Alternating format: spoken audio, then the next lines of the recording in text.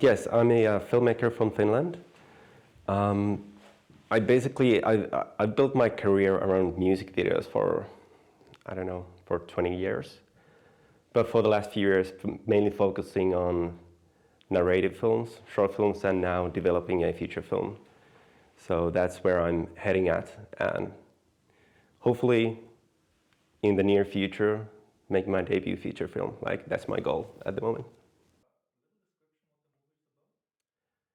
Yes, Forbidden is it's a therapy session online, but also kind of offline too. It's about this guy who's been postponing going to therapy for I don't know how long, and he finally finds the courage to go into the therapy and to really dig inside himself and to find the root of his problem, and the actual problem that he finds in there is going to surprise him, and hopefully will surprise the audience too. So the film is about mental health issues, which is really dear subject to me, and it was also kind of like this story that I found inside myself, and I just had to get it out. And luckily enough, along the way, I found out that it's going to actually make a good film. So here we are.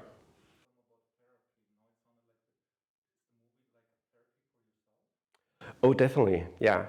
The movie came about, the idea for the movie came about during the low points during the COVID, when like filmmakers, as myself, we didn't have any jobs and everything seemed so bleak, and that's when I got the idea actually from my friend who had this really vivid nightmare, and he told me about this, and in that nightmare he was held captive in a dark cellar, and when he described his dream to me, I just thought, oh, that would make a cool short film, and then I just started to think, how could I relate to that situation when you're like prisoner inside a cellar, and from there on, and the story took a life of its own, and it became a lot more meaningful along the way.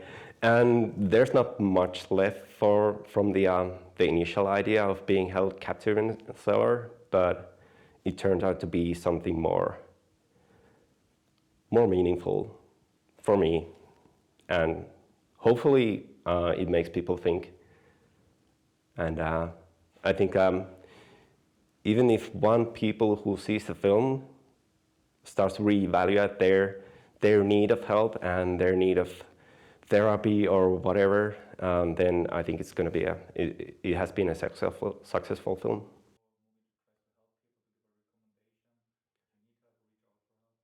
Yeah, definitely. Well, obviously every film has to be entertaining, and in this case, when we're making a horror film, it has to be terrifying or at least like exciting. But I'd like to do my part in lifting the stigma of mental health issues, and like everyone is entitled to help. And if you feel like you need help, just speak up, because there's always help available. If not professional, then talk to your friends or talk to your loved ones. Like, I think that would be like the best payback that I would get from the film, if like someone finds courage to talk out after seeing the film.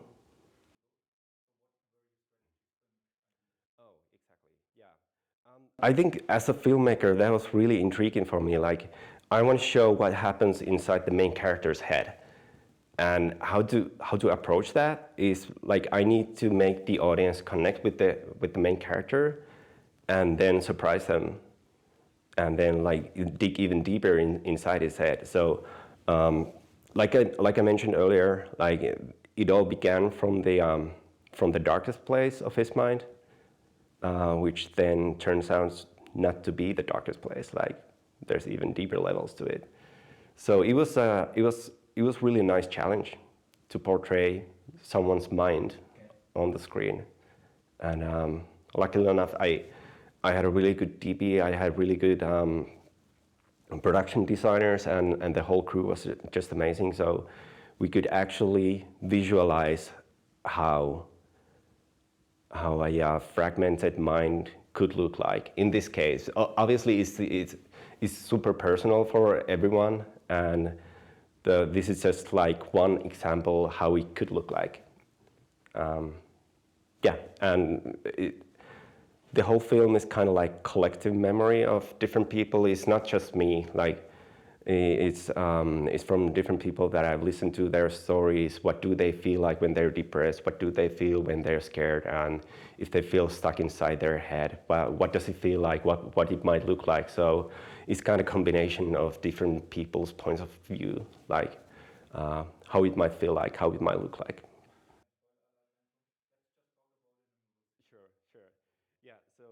In this film, there's this character Ghoul, which is kind of the main character's inner demon. It's like the ugly side of himself. He doesn't look like the main character, but he is the visualizations of his mind.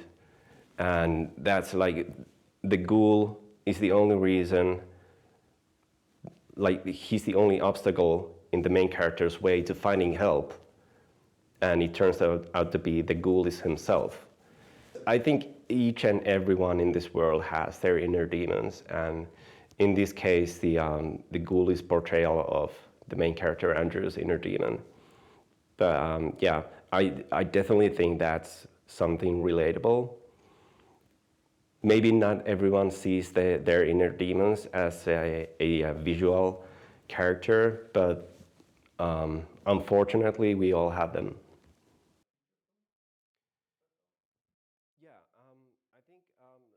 Well, to be honest, creating a short film and creating a short feature film, they're pretty different processes. And well, let's say creating a short story compared to creating a feature-length story, it's totally different, because in a short story you need to have like this really concise story. So it's been really helpful for me to do short films, because I can craft my storytelling skills and, you know, kind of find the voice and find the way I want to tell stories.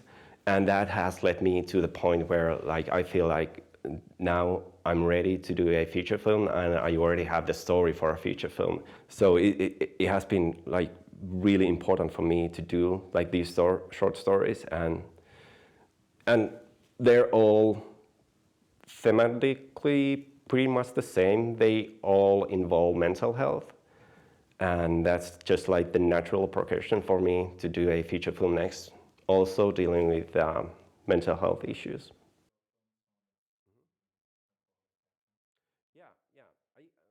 Basically, I see my whole career as a like this journey into human mind, because I've always been intrigued by human mind.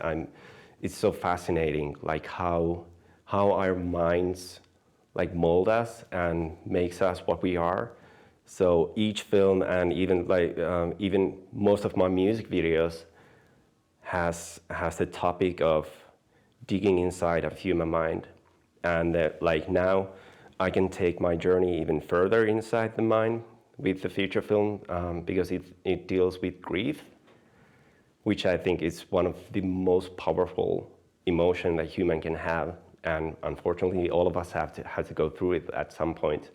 And how, like, some feeling that powerful, what it can do to a human being, you know, like, and how you deal with it. Like, you can let it ruin you, you can let it destroy you, or you can even find strength in it. And there's so many points of view to that. And yeah, that's like my ongoing exploration of human mind.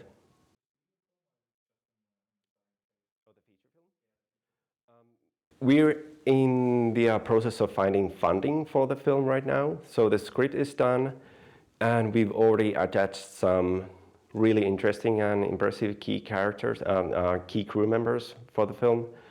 And I'm developing it in co-production with the lab, who also produced Forbidden. So we already know each other, and we work together like flawlessly. So hopefully, now that the COVID is maybe coming to an end, things will pick up, and we'll get on with the finding the finding the funding for it and get to the actual production.